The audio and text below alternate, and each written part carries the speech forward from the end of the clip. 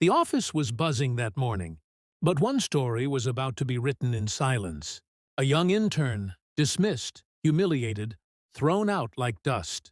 Nobody knew that the same boy would return years later, sitting in the very chair of the man who once fired him. He wasn't born with privilege. No silver spoon, no wealthy last name.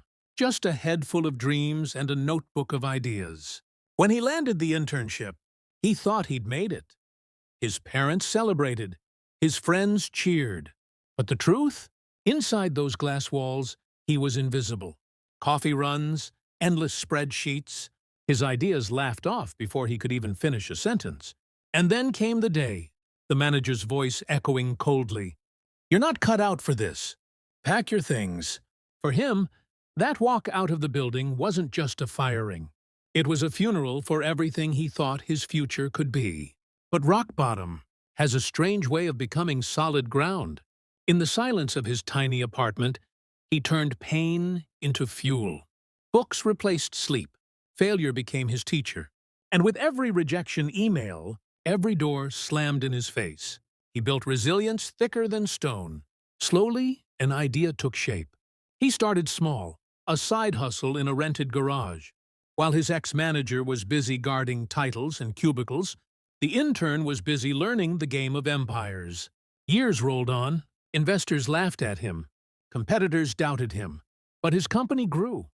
From one employee to dozens. From a single office to a skyline of branches. He wasn't chasing revenge anymore. He was chasing greatness. And greatness has a funny way of circling back. The company that once fired him, it was sinking. Bad deals, poor leadership, debts piling up. And in the middle of its collapse, he made his move. The paperwork was signed. The deal closed. And one morning, he walked back into the same building he was once thrown out of, only this time. The security guard opened the door and greeted him with, "Good morning, sir." In the boardroom sat the manager, older, tired, but still carrying that same arrogance. He looked up and froze. Across the table, the new owner smiled.